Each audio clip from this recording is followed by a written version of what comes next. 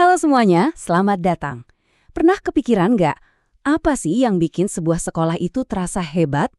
Bukan cuma soal gedungnya yang megah atau fasilitasnya yang canggih, tapi lebih ke rasanya.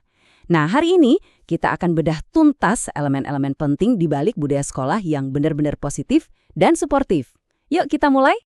Kita semua pasti pernah ngerasain kan bedanya? Ada sekolah yang pas kita masuk suasananya tuh hangat, ramah, tapi ada juga yang terasa kaku dan dingin.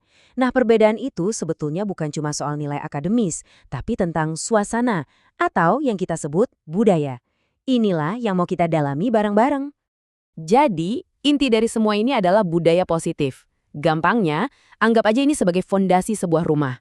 Kalau fondasinya nggak kokoh, ya bangunannya gampang goyah kan? Jadi, pertanyaannya, apa sih sebetulnya yang dimaksud dengan budaya positif itu? Coba deh, perhatikan kata kuncinya di sini. Dibangun. Artinya, budaya positif itu bukan sesuatu yang muncul secara kebetulan atau tiba-tiba ada. Oh bukan. Ini adalah sesuatu yang sengaja dirancang, disusun, dan dijaga bareng-bareng oleh semua orang di sekolah. Ini adalah sebuah proyek bersama.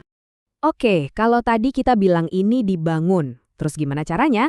Nah, kerangka bangunannya ini berdiri di atas 3 pilar kesepakatan utama. Yuk, kita lihat satu persatu. Jadi gini, 3 pilar ini tuh saling berhubungan, kayak tingkatan gitu. Di level yang paling dasar dan formal, kita punya peraturan sekolah. Nah, di atasnya ada yang lebih luas, yaitu kesepakatan sekolah. Ini semacam prinsip umum yang jadi panduan buat semua orang. Dan yang paling personal, yang paling dekat adalah kesepakatan kelas. Ini adalah norma-norma yang dibikin bareng antara guru dan murid di kelas mereka masing-masing. Kunci utamanya di sini adalah semuanya itu nyambung. Bayangin aja kayak gear di dalam sebuah mesin. Setiap bagian, mulai dari peraturan, kesepakatan sekolah, sampai kesepakatan kelas, harus bergerak selaras, saling menguatkan. Tujuannya, ya supaya mesin besar yang kita sebut komunitas sekolah ini bisa berjalan dengan mulus. Oke, kita udah bahas apa itu budaya positif dan bagaimana cara membangunnya. Sekarang kita masuk ke pertanyaan yang paling krusial. Budaya ini sebetulnya buat siapa sih? Jawabannya mungkin terdengar simpel, tapi dampaknya luar biasa besar. Untuk semua orang. Inklusivitas adalah kuncinya. Pesan utamanya itu tegas dan jelas banget. Semua warga sekolah. Cuma deh kita resapi dua kata itu. Bukan hampir semua atau sebagian besar, tapi semua.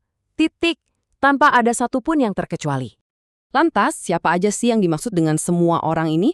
Tentu yang pertama kepikiran pasti siswa dan guru. Tapi coba kita lihat lebih dalam lagi. Ini juga mencakup seluruh tenaga kependidikan, mulai dari staf administrasi, petugas kebersihan, sampai satpam. Bahkan, ini juga berlaku untuk tamu yang mungkin cuma sesekali datang ke sekolah. Setiap orang yang menginjakkan kaki di lingkungan sekolah adalah bagian dari budaya ini. Nah, disinilah letak kekuatannya. Ketika aturan dan nilai-nilai itu berlaku untuk semua orang secara adil, itu akan menciptakan rasa memiliki dan tanggung jawab bersama. Budaya positif ini jadi semacam payung yang melindungi seluruh komunitas, tanpa terkecuali. Baik, sekarang mari kita coba rangkum semuanya. Kita sudah tahu mengapa budaya ini penting, bagaimana pilar-pilarnya dibangun, dan untuk siapa budaya ini berlaku. Sekarang, yuk kita lihat gimana semua elemen itu menyatu untuk mencapai satu tujuan besar bersama.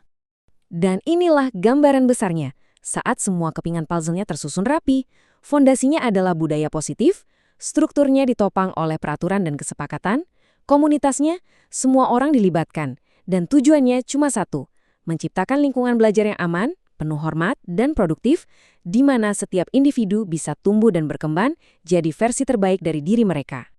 Kalau ada satu hal yang paling penting untuk kita bawa pulang dari obrolan ini, inilah dia. Inklusivitas itu ibarat bensin yang mengubah tumpukan aturan menjadi sebuah budaya yang benar-benar hidup dan bernapas. Ini bukan lagi soal aturan mereka, tapi sudah berubah menjadi budaya kita bersama.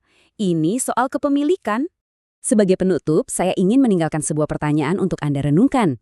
Coba deh lihat lingkungan sekolah Anda, entah sebagai siswa, guru, atau orang tua. Apakah tempat itu benar-benar terasa seperti milik semua orang? Dan yang lebih penting lagi, langkah kecil apa yang bisa kita ambil untuk membuatnya jadi lebih baik lagi? Terima kasih sudah menyimak.